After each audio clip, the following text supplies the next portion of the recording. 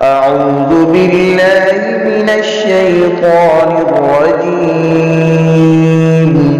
بسم الله الرحمن الرحيم. ولقد يسرنا القرآن للذكر فهل من مدكر.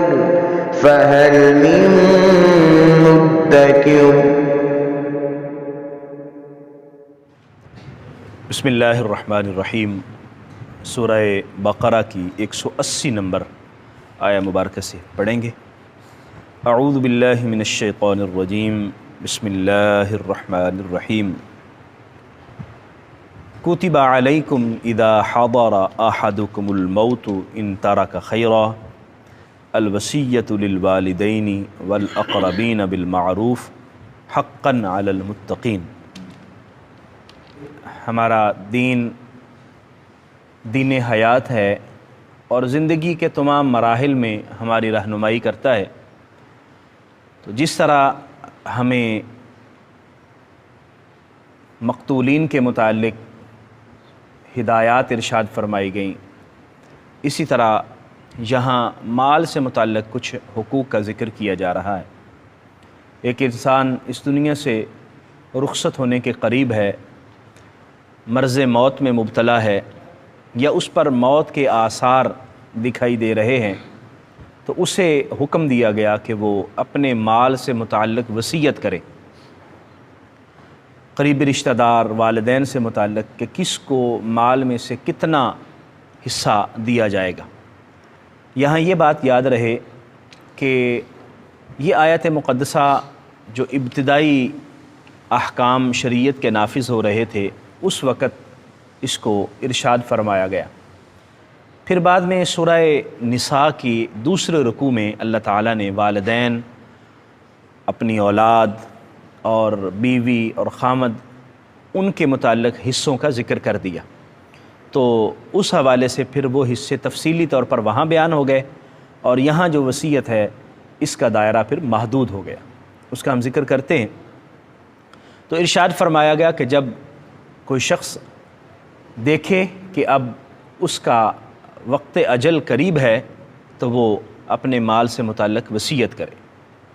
کتب علیکم، تم پر فرض کیا گیا ہے، اذا حضر احدکم الموت، کہ جب تم میں سے کسی کو موت آ جائے یا موت قریب ہو اس کے، ان ترک خیرا، اگر مال اس نے چھوڑا ہو، الوصیۃ للوالدین، یعنی اس پر فرض کیا گیا ہے کہ وہ وصیت کرے والدین کے لیے، والاقربین، قریبی رشتہ داروں کے لیے، بالمعروف، معروف طریقے کے مطابق، دستور کے مطابق،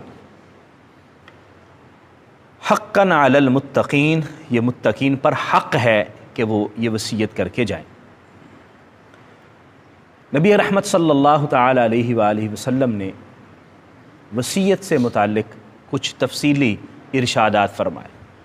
ایک ارشاد تو یہ سمجھ لیجئے کہ جب سورہ نساء کی وراثت کے متعلق آیات نازل ہو گئیں تو اس وقت پھر اس وصیت کا یوں حکم منسوخ ہو گیا اور حضور نے فرمایا لا وصیۃ لوارث، وارث کے لیے وصیت نہیں ہے. یعنی جس کو وراثت میں حصہ مل رہا ہے اس کے لیے وصیت درست نہیں ہے. اگر کسی نے وصیت کر بھی دی تو اس کی وصیت نافذ نہیں ہوگی، اس وصیت پر عمل نہیں کیا جائے گا، بلکہ مال کو ویسے تقسیم کیا جائے گا جیسے اللہ تعالیٰ نے حکم فرمایا. اگر کسی نے مرتے ہوئے یہ وصیت کی کہ میرے فلاں بیٹے کو، فلاں بیٹی کو، میری بیوی کو میری جائیداد میں سے اتنا حصہ دے دیا جائے، اور اس دنیا سے رخصت ہو گیا، تو اب اس کی جو جائیداد ہے، اس کا جو مال وراثت ہے، اس میں اس کو ویسے ہی حصہ ملے گا جیسے قرآن نے ذکر کیا ہے، اس کی وصیت پر عمل نہیں ہوگا. ایک بات یہ یاد رکھیے. دوسری بات یہ ہے کہ وصیت مختلف درجات رکھتی ہے. بعض اوقات وصیت کرنا واجب ہے، یعنی مال کے حوالے سے، بعض اوقات وصیت کرنا فرض ہے، بعض اوقات وصیت کرنا یہ مستحب ہے، بعض اوقات جائز ہے. یعنی بعض جگہوں پر انسان کے لیے ضروری ہے کہ وہ وصیت کرے. مثلا شخص اس دنیا سے رخصت ہونے کے قریب ہے اور اس کے ذمے روزے رہتے ہیں، تو اب اس پر ضروری ہے کہ وہ اپنے روزوں کا فدیہ ادا کرنے کی وصیت کرے۔ اس نے کسی کا قرض دینا ہے، اس پر ضروری ہے کہ وہ اپنا قرض ادا کرنے کی وصیت کرے۔ اسی طرح باقی جو مال زکوٰۃ ہے، اس نے زکوٰۃ ادا نہیں کی تو وہ وصیت کرے کہ میرے مال سے میری زکوٰۃ ادا کر دی جائے۔ تو جو چیزیں اس کے ذمہ لازم ہیں اس کی وصیت کرنا بھی لازم ہے، تاکہ وہ اس کے مرنے کے بعد اس کے ذمہ قرض نہ رہ جائے اور اس کی ادائیگی پھر اس کو حشر کے دن ادا کرنا پڑے، اس کی ادائیگی پھر اس کو حشر کے دن کرنا پڑے، اس لیے فرمایا کہ اس کی وصیت کرے۔ بعض وصیت کرنا مستحب ہے، مثلا وہ اس دنیا سے رخصت ہونے لگا تو وصیت کر جائے کہ میرا یہ مال فلاں غریب مسکین کو دے دیں، یعنی اتنا مال، اور مسجد میں دے دیں، مدرسے میں دے دیں، یا اسی طرح کسی حاجت مند کو دے دیں، تو یہ وصیت مستحب ہے، یعنی اگر یہ وصیت کرے گا تو اجر اور ثواب ہے۔ اسی طرح کوئی وصیت جائز ہے، یعنی وہ کسی ضرورت مند کے علاوہ کسی کے لیے کہہ دیتا ہے کہ میرا مال جو ہے وہ اس کو اتنا دے دیا جائے۔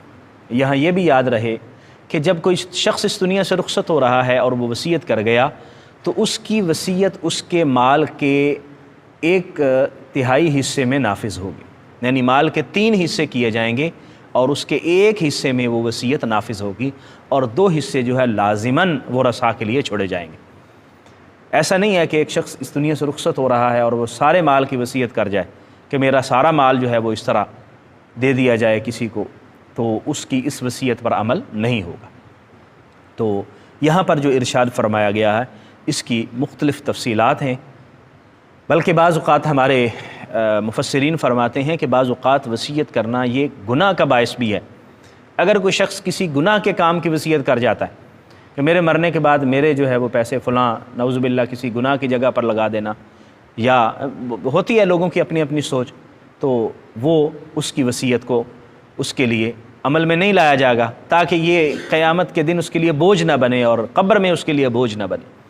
وہ گناہ کی وصیت اس کے لیے نافذ نہیں ہوگی، کیونکہ اللہ تعالیٰ نے مخلوق کی فرما برداری یعنی اللہ تبارک و تعالیٰ کی نافرمانی میں کسی مخلوق کی بات نہیں مانی جائے گی۔ لا طاعت لمخلوق فی معصیت الخالق۔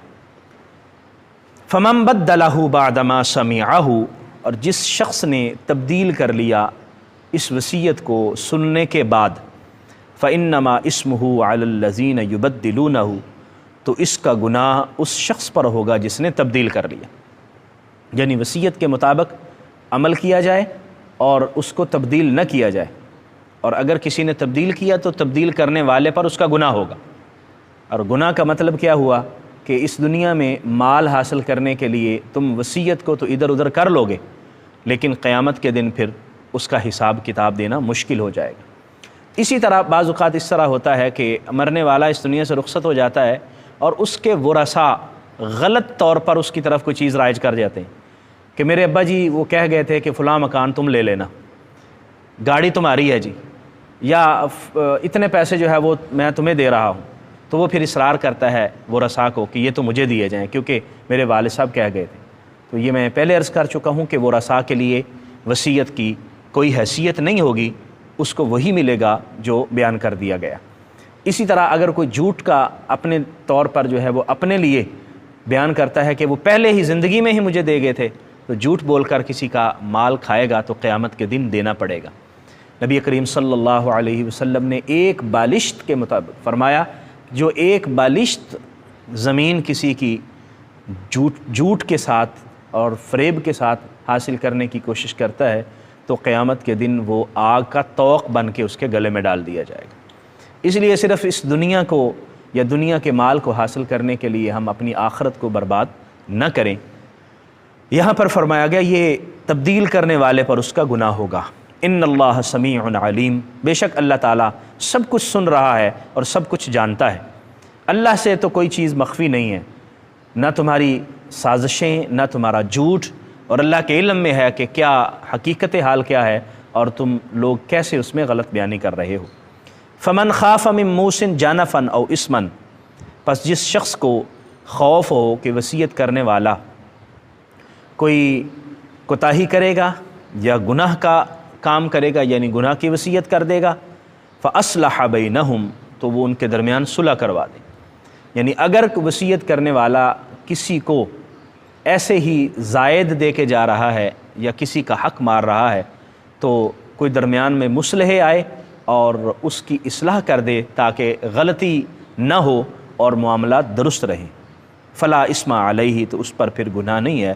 ان اللہ غفور الرحیم، بے شک اللہ تعالیٰ بخشنے والا اور رحم فرمانے والا ہے۔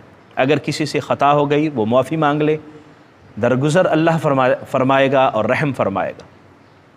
ان آیات مقدسہ سے ہمیں یہ علم ہوا کہ شریعت ہمیں جس طرح ہماری زندگی کے دیگر معاملات میں رہنمائی فراہم کرتی ہے، اسی طرح ہمارے مالی معاملات میں بھی ہمیں رہنمائی ملتی ہے۔ قرآن مجید فرقان حمید کی رہنمائی ہمارے جملہ معاملات کے اندر موجود ہے۔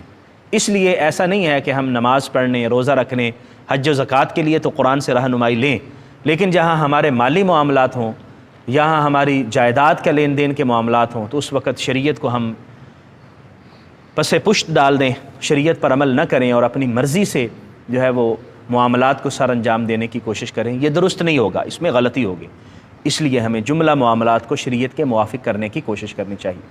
وصیت کرنے والے کو اللہ کی طرف سے یہ نصیحت ہے کہ وہ شریعت کے موافق عمل کرے اور شریعت کے مطابق چلے، اپنی مرضی کرنے کی کوشش نہ کرے اور کسی کا حق نہ مارے۔ جو شریعت نے جس کو جتنا حق دیا ہے وہ اس میں کوتاہی کرنے کی کوشش نہ کرے۔ اگر ورثاء کے درمیان معاملات کے اندر کہیں گڑبڑ ہو رہی ہے، جھگڑا ہو رہا ہے، تو اصلاح کرنے والا ان کے درمیان صلح کروا دے اور اچھائی کی نیت کے ساتھ، نیکی کی نیت کے ساتھ معاملات کو درست کروا دے۔ اللہ تعالیٰ معاف فرمائے گا، اور جو کوئی خامی کوتاہی کرے گا تو اللہ تعالیٰ تو اس کو سن رہا ہے، اللہ اس کو جانتا بھی ہے۔ اللہ کریم ہمیں سمجھنے کی، عمل کی توفیق عطا فرمائے۔ آمین۔ وآخر دعوایا ان الحمد للہ رب العالمین۔